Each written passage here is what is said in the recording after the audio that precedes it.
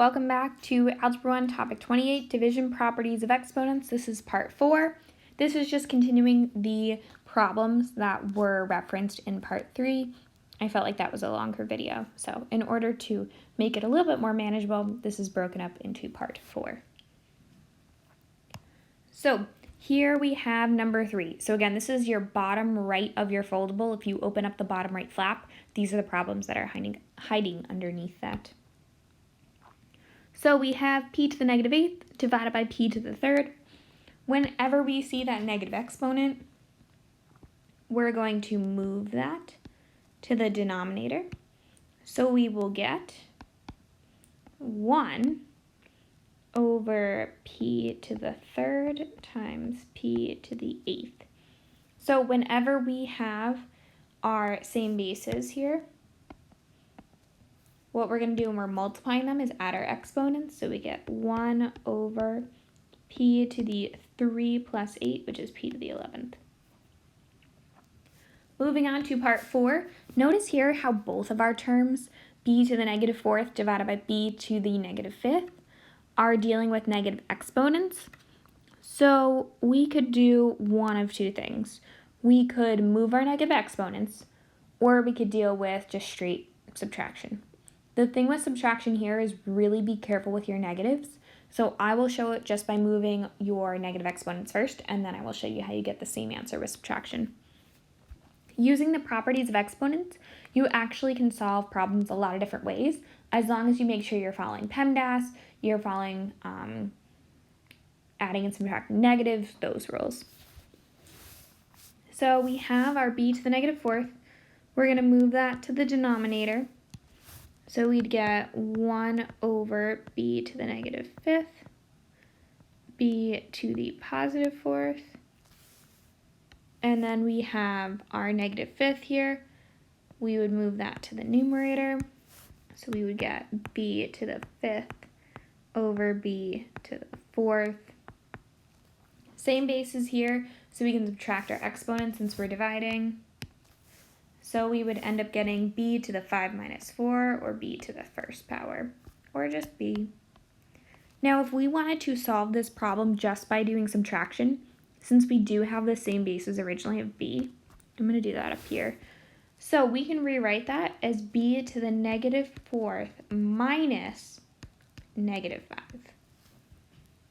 So here, since we have a negative times a negative, that changes to a positive. So that would give us b to the negative 4 plus 5, or b to the 1st, or just b. So again, you can solve this problem and get the same answer multiple different ways. That's honestly one of the reasons why I love properties of exponents. I just think they're fun. I might be alone in that party, but who cares? Okay, let's simplify our next one. So we have x to the 4th, y to the 0th power, over x to the negative 2nd power. First thing I see is this negative exponent. I'm going to move it so I can forget about it. So we get x to the 4th, y to the 0th, times x to the 2nd. And notice here how this y to the 0th power, now any non-zero number raised to the 0th power will give you 1. So this just changes to x to the 4th times 1 times x squared. Our 1 we really don't have to worry about. It's just kind of chilling there. But we do see our same bases here of x to the 4th and x squared. So since we're multiplying, we can add our exponents and get x to the 4 plus 2, or x to the 6th. Okay, next one. 6a to the negative 1st b, all raised to the 2nd power, divided by b squared raised to the 4th power. So I'm going to apply my exponent first. Now notice here how I do see a negative exponent. I'm aware of that. But because it's in my parentheses, I'm going to deal with my exponent first in order to kind of make things a little less messy. Because this 2 is applying to the 6, to the a, and to the b. And if I move my a too early, I worry that I will kind of just neglect that exponent there, and that can change the whole value of the problem. So this will give us, I'm sorry, I should do it for the denominator too. and this 4 applies to the 2 there. So this gives us 6 squared times a to the negative 1 squared times b squared all over b squared to the 4th, which gives us 6 squared is 6 times 6, 36. A to the negative 1st to the 2nd power, negative 1 times 2, power to a power, a to the negative 2 over b squared, over b squared to the 4th, power to a power, so we can multiply 2 times 4, b to the 8th, and we can get our answer here. So notice here we have this negative exponent, a to the negative 2. Now we can bring that to the denominator. So we will get 36 b squared over a squared b to the 8th. Now we can reduce our b's here. Since they have the same base, we can subtract our exponents. So since we have the larger exponent in the denominator, that's where our positive number is going to be located. So we can rewrite this as 36. Now 2 minus 8 is going to be negative 6. If we bring that to the denominator, we're going to get b to the positive 6, or 8 minus 2 if you want to think about it that way. And then we have our a squared, which was just chilling down there. Okay, moving on to 11. Woo, this looks yucky. 4m squared n squared over 8m to the negative 1st L. But wait, it's all raised to the 0 power. So this is all just going to be 1. Whew, thank goodness. Okay, let's deal with number 12. Okay. See a negative exponent, let's just deal with it. I see a few negative exponents actually. Oh goodness, they really want to do a lot for us here. So what I'm going to do first is I see this negative quantity. You know, it's this entire thing that's raised to the negative 3rd. So that's telling me that I need to move this entire quantity to the denominator. So let me rewrite that.